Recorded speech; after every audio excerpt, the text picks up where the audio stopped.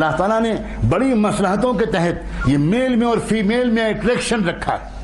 یاد رکھنا، میں آج بہت کھل کر بات کرنا چاہتا ہوں. میل اور فیمیل کے درمیان، بوائز اینڈ گرلز کے درمیان یہ اٹریکشن اللہ نے رکھا ہے، بڑی مصلحتوں کے تحت رکھا ہے. یاد رکھنا، یہ اٹریکشن اگر نہ ہوتا تو کوئی لڑکا بھی شادی کے لیے آمادہ نہ ہوتا، کوئی لڑکی بھی شادی کے لیے آمادہ نہ ہوتی. اور شادیاں نہ ہوتی تو کیسے ایک فیملیاں بنتی، کیسے انسانی نسل چلتی.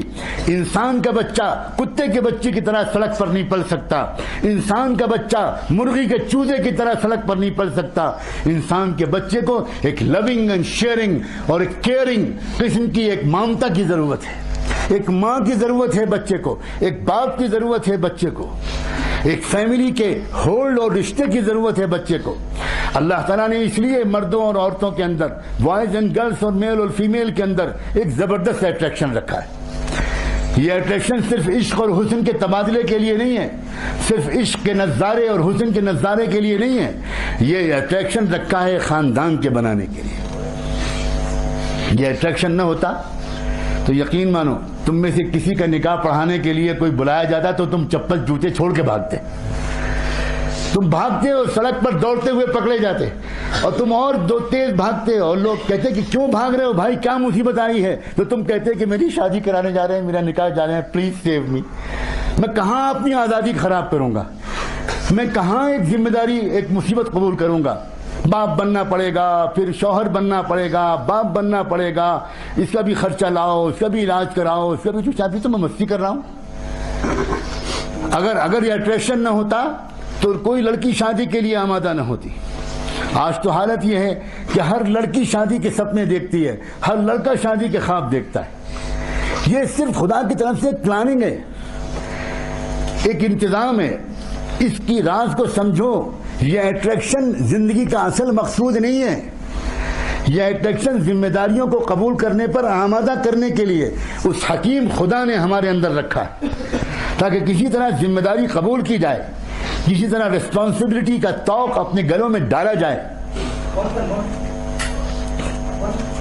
یہ اٹریکشن، اگر یہ سمجھ لیا گیا کہ یہ اٹریکشن کسی بڑے مقصد کی خاطر ہے، تو انسان پھر یہ کوشش کرے گا کہ اس اٹریکشن کو قابو میں رکھے، اس اٹریکشن پر کنٹرول کرے، اور اپنی زندگی کو ایک بامقصد بنائے. صرف حسن کا تماشا دکھانا لڑکیوں کا زندگی کا مقصد بن جائے، صرف حسن کا تماشا دکھانا عورتوں کا مقصد بن جائے. مجھے حیرت ہوتی ہے، میں سچ کہتا ہوں، میں نے کل بھی کہا تھا، میں بار بار یہ بات سوچتا ہوں، میری سمجھ میں یہ بات بالکل نہیں آتی.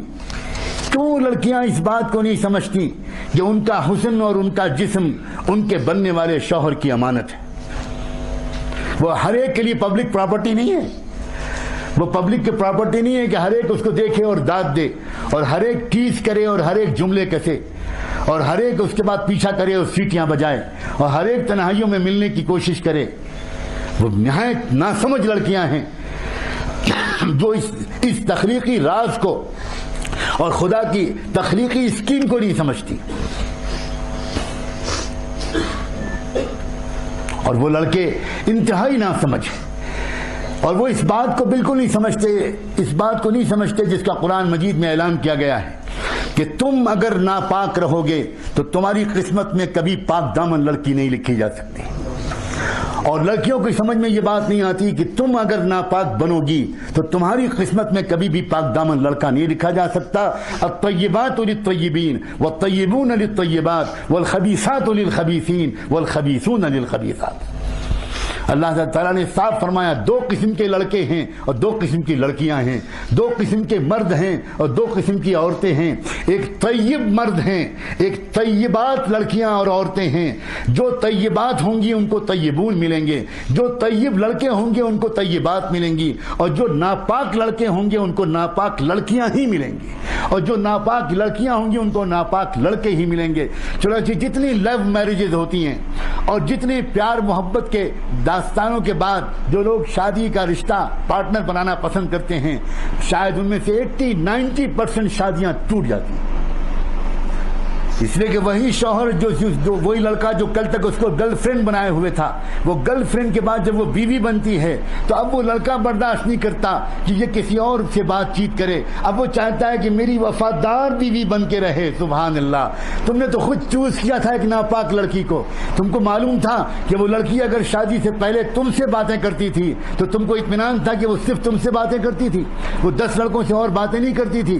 جب اس کی بگڑی ہوئی عادتیں ہیں کہ وہ 10 مردوں سے افیئر رکھے گی تو شادی کے بعد بھی وہ صرف تمہارے اوپر قناعت نہیں کرے گی، وہ اپنے پچھلے اور نئے دوستوں کے ساتھ اپنے تعلقات کو برقرار رکھے گی اور اس کی وجہ سے گھروں میں جھگڑا ہو۔ اسلام بڑا دین فطرت ہے، اسلام بڑا خوبصورت ہے، اسلام سائنٹیفک ہے، اسلام نیچرل ہے، اسلام محمد رسول اللہ صلی اللہ علیہ وسلم جو دین لے کر آئے وہ پورا دین اور پوری شریعت یقین مانو میرے اور آپ کے مسائل کا حسین ترین حل ہے۔ اپنی نگاہوں کو کنٹرول کرو، اپنی آنکھوں کو قابو میں کرو، کان اور آنکھوں کو قابو میں اگر کیا نا تو تیسرا جو آرگن خدا نے ذکر کیا ہے ان السمع والبصر والفؤاد، دل۔ اب مسئلہ ہے دل کا، اب باری ہے دل کی۔ جس کسی نے اپنے کان کو بھی بچا لیا اور اپنی آنکھوں کو بچا لیا گویا اس نے اپنے دل کو بچا لیا، اور جس نے اپنے دل کو بچا لیا، اپنے غلط خیالات سے دل کو بچا لیا، اس نے دراصل اپنی زندگی کو غلط اعمال سے بچا لیا، اس نے اپنے آپ کو گناہوں سے بچا لیا، اس نے اپنی زندگی کو برباد ہونے سے بچا لیا، اس نے اپنے سیرت و کردار کو داغدار ہونے سے بچا لیا۔